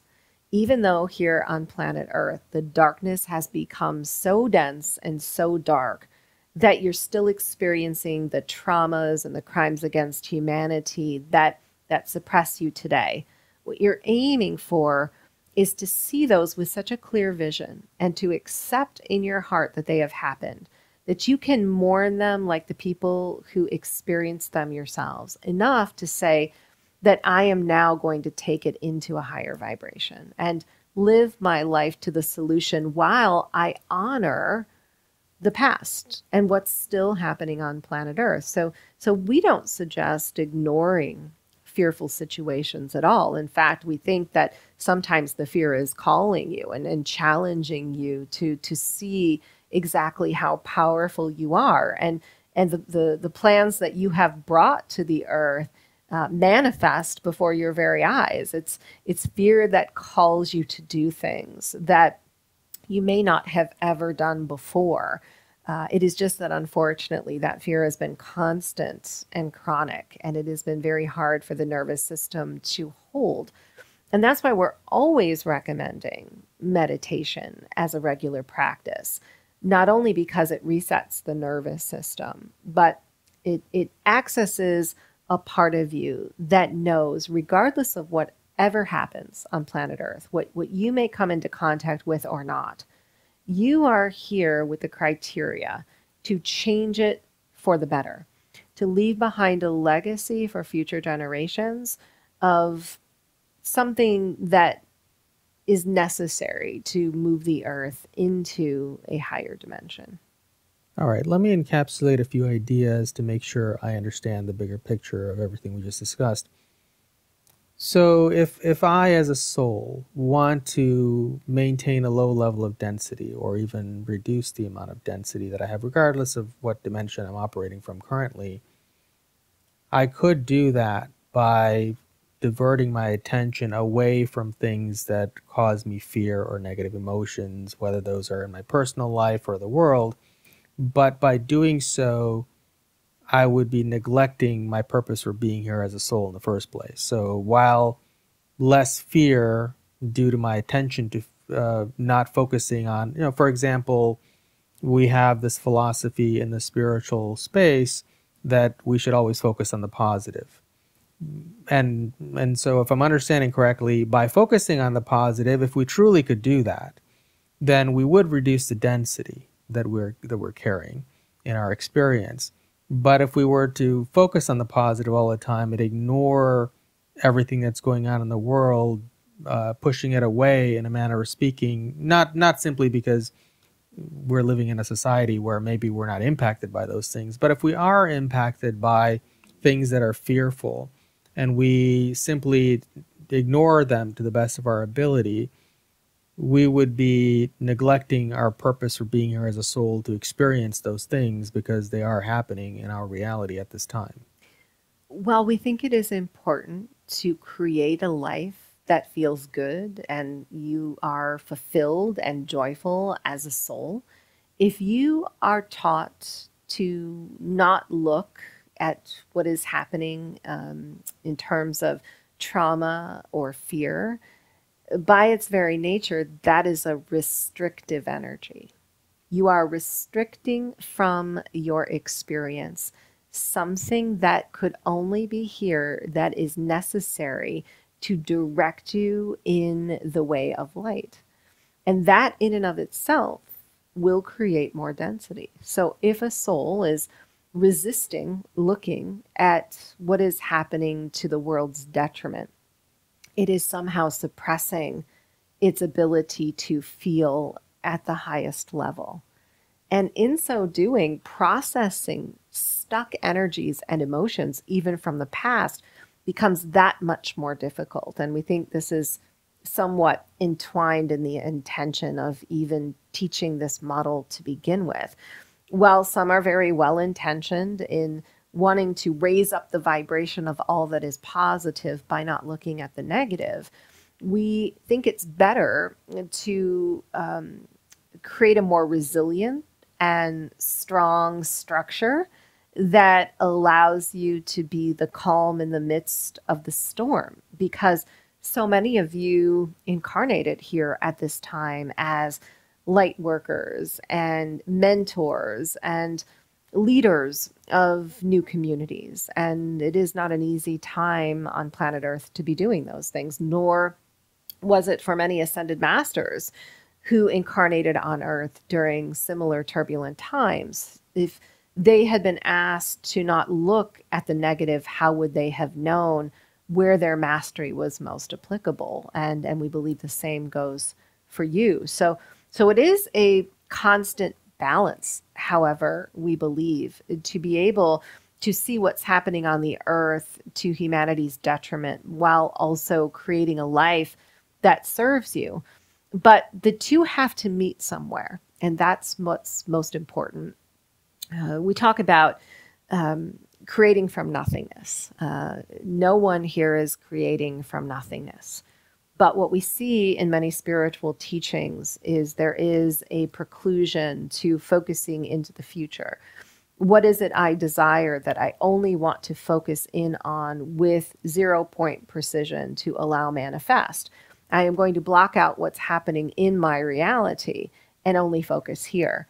And there's no bridge to create from what was before into the future when you do that. So sometimes those who don't manifest their desires believe that they are not as advanced in these practices, when in fact, they've never quite made the connection to where the truth of their soul and the most important vibrational story rests in order to create the future that they actually desire. Meaning, every problem that we've ever encountered in our life is born of the solution. So it's moving us to create a life that we never would have if the problem itself had not existed. And this is the inherent issue with attempting to jump out of the problems, is you may create a life that feels blissful and happy, but you are not forging a connection in unity consciousness to others as well, which we think is the foundation of so many soul plans at this period in time. You're here not to consider yourself only, but to co-create with many others a new earth. So if you are all individually doing this, which we know is very good, it certainly impacts the earth. So we don't want to diminish the worth, for example, of setting out to create a life that brings you joy and makes you happy, because that in and of itself is service. But if that is done in exclusion of what is going wrong in your life or on the planet, that's where we see some of the issue going on, and perhaps even an accumulation of density that is very mysterious and not detectable by most humans, yet comes into your reality anyway.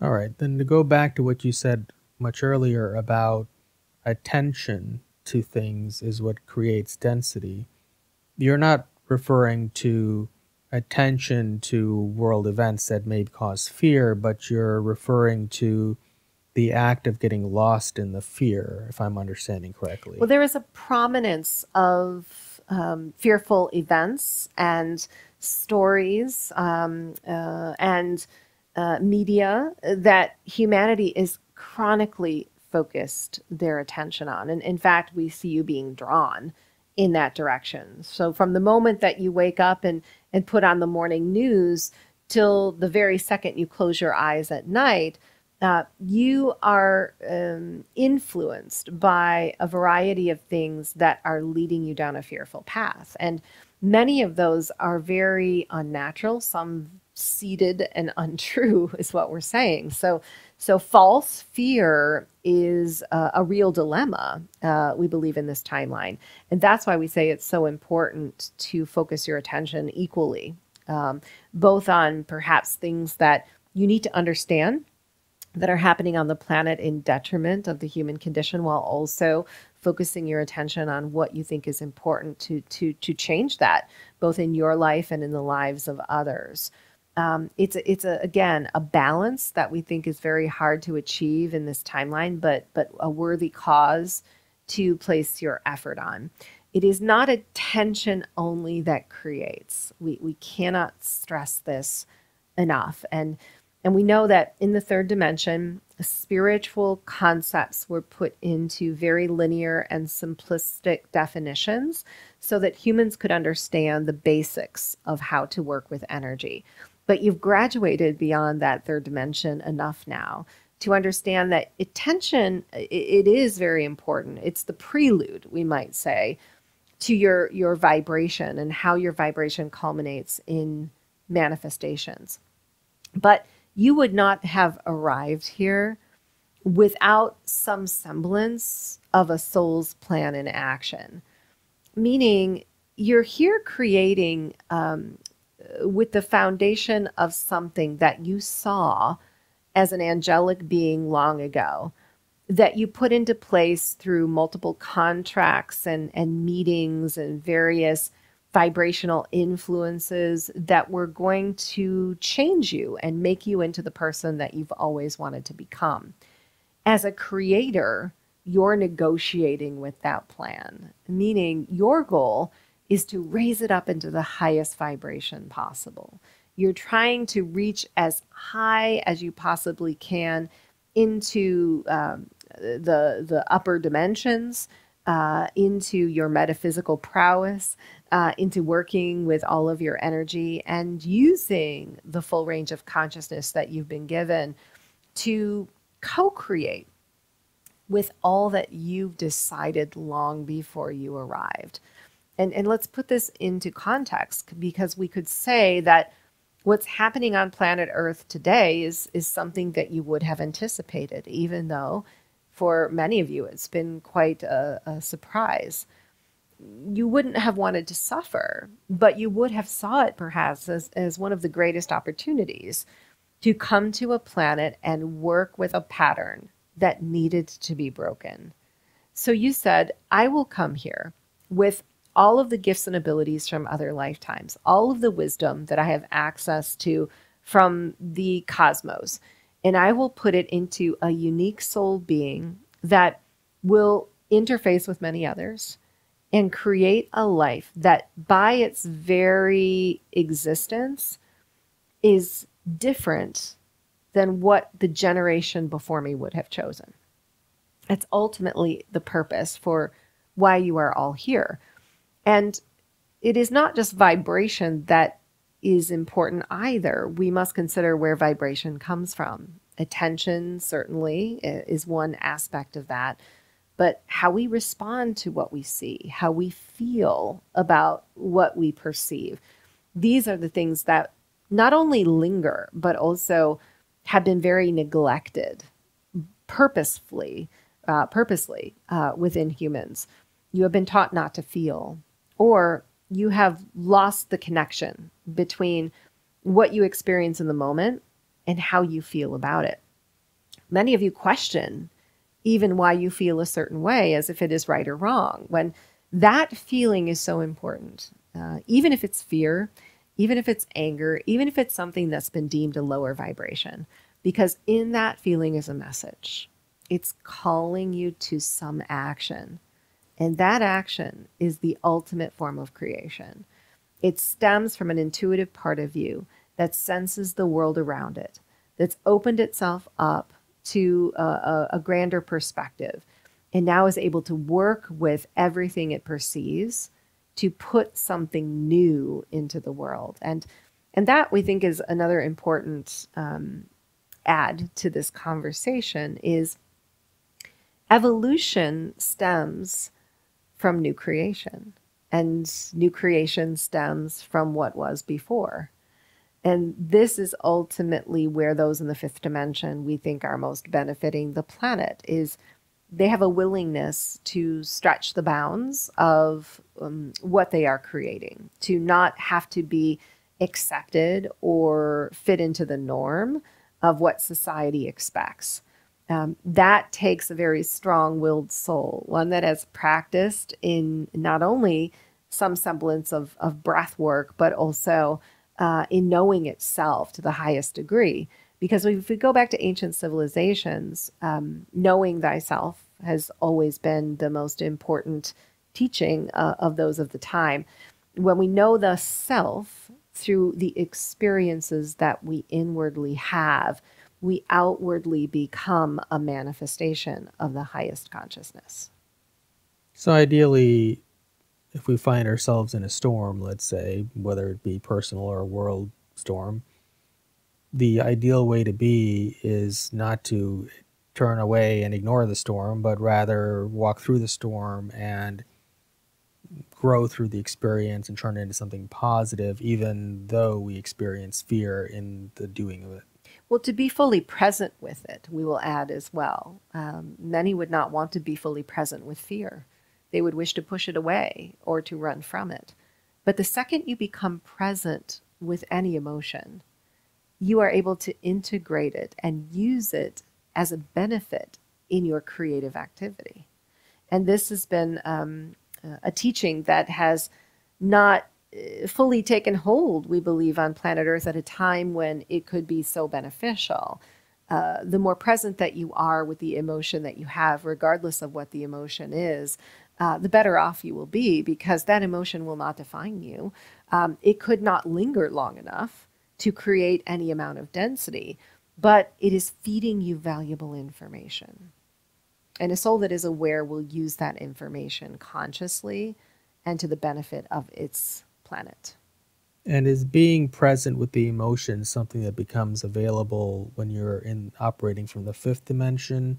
Because as you said earlier, you mentioned those in the third dimension get stuck in the fear and repeat the same patterns, because at the third dimension, they're not able to move beyond it. Am I understanding correctly? Well, the advantage that we see many having in the fifth dimension, for example, is that the consciousness that you attain allows you to participate in physical life as a material being, while also accessing a metaphysical part of you that is observing how the interaction takes place.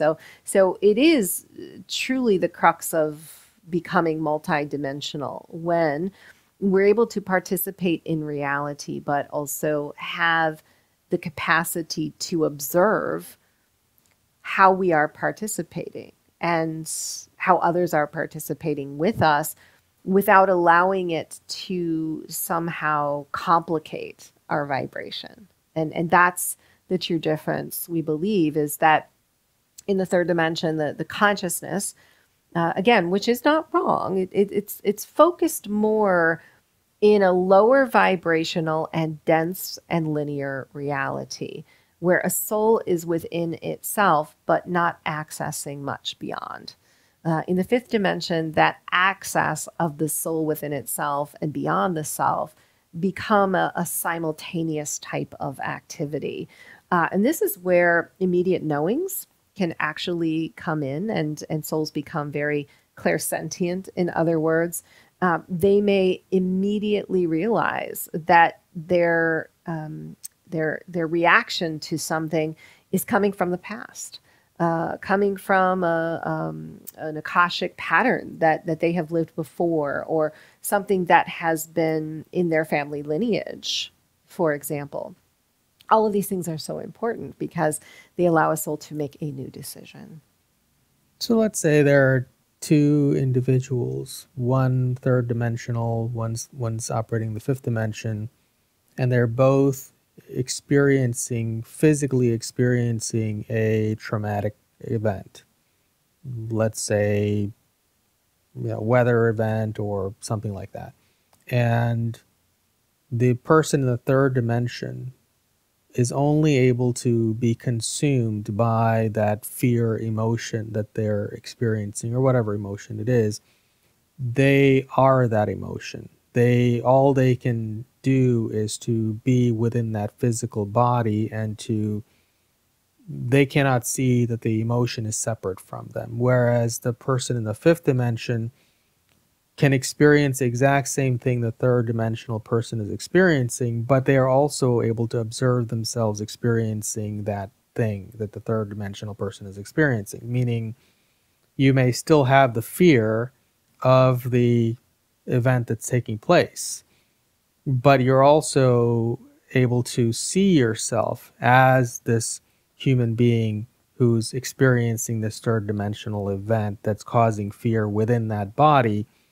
But the body is also not you simultaneously. Am I correct in this understanding? We agree with what you're saying. And you must also keep in mind that when events happen in a certain geographic region, for example, and a group of souls experience them together, they are somehow magnetized to that event because there is a commonality between their divine plan and something that they are meant to do or receive through this experience. But those that are in different dimensions in the same event are always going to perceive them completely different, even if the outcome is the same, meaning at the material ground level, we can calculate very easily the events that have taken place.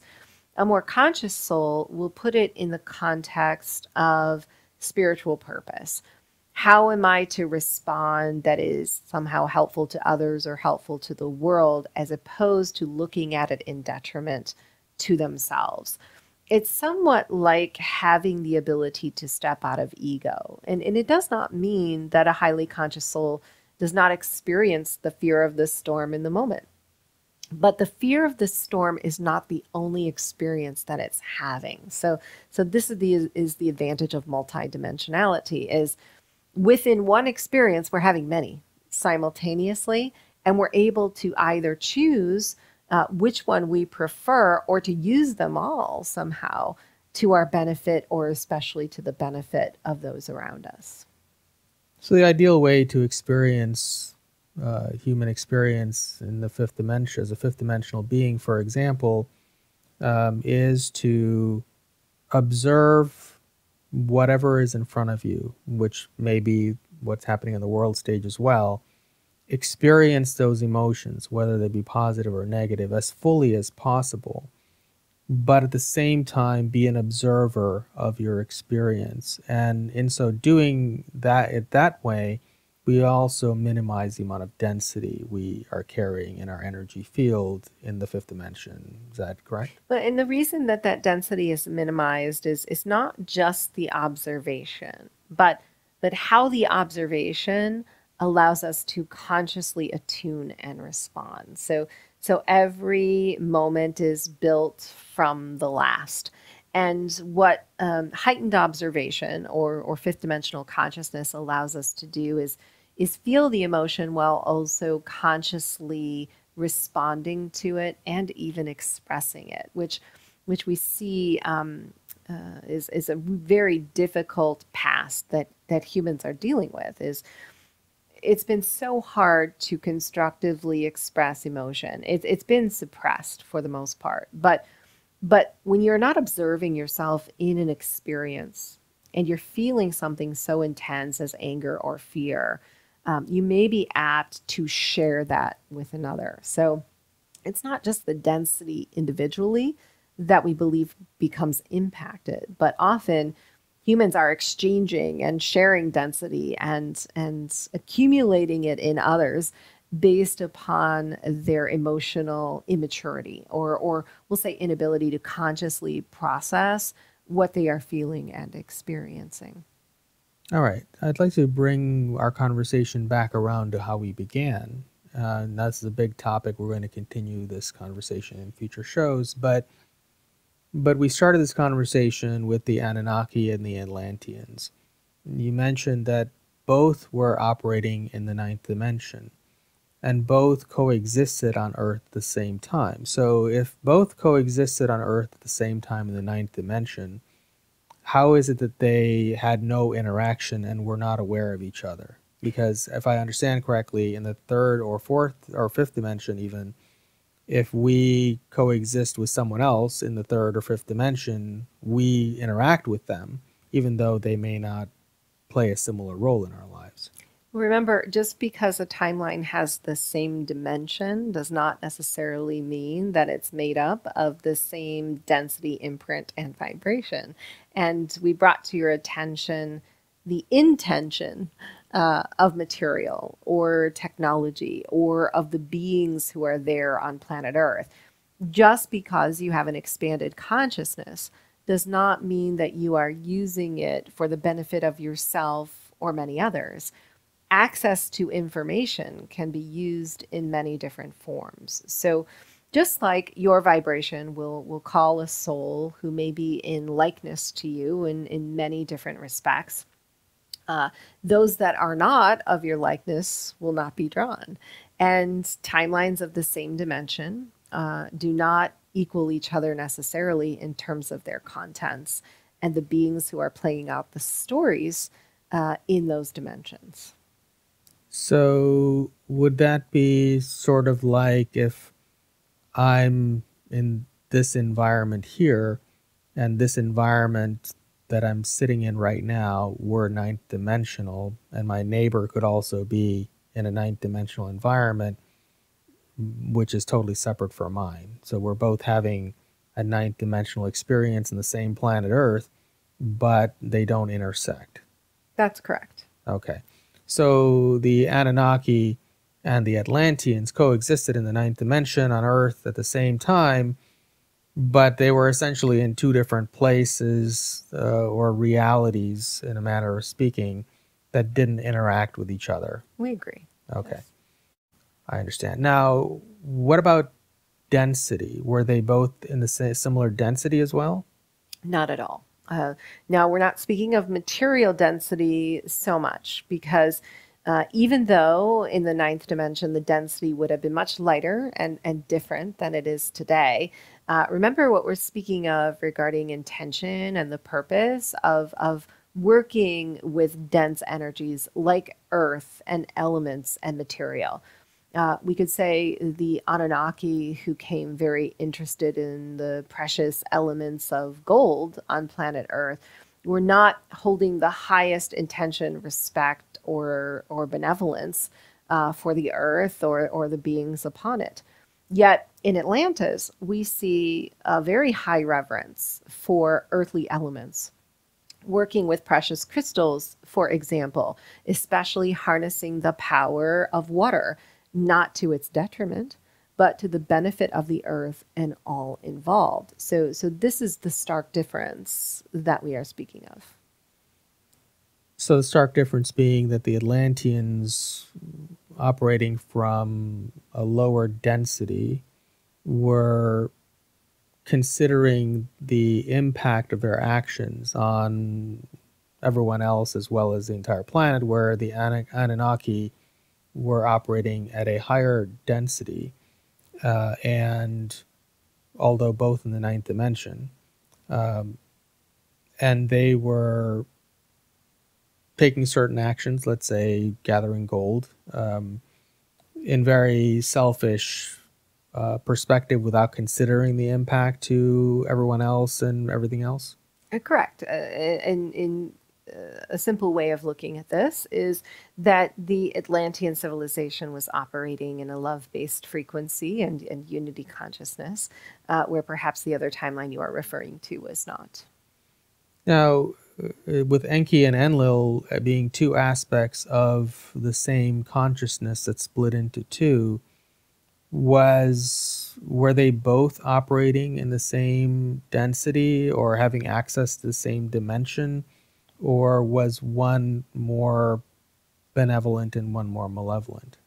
Well, certainly there was a difference in the dimension and density that they were working in, but it does not necessarily mean that they were not aware of each other, because they were entangled in a very similar genetic code, even though their intention and influence was more, or we'll say was opposite of each other. Was Enki operating at a higher dimensional perspective than Enlil, or not? We would say a higher dimensional perspective in terms of the ability to work with energy in a benevolent form, meaning able to access universal energy and manifest things instantaneously for the betterment of those that he was serving. So would it be fair to say that his intentions, Enki's intentions, were positive for humanity and the planet and the Anunnaki race? We agree. Yes, we agree with that statement. And Enlil was not positive. Correct. And he was aware, so the both of them were self-aware enough to know that their intentions were either positive or negative. Well, self-awareness, it is somewhat hard to determine outside of the self, because we don't know exactly what was going on in moment to moment within the minds and hearts of these beings. At the same time, all we must look at is their history and their actions.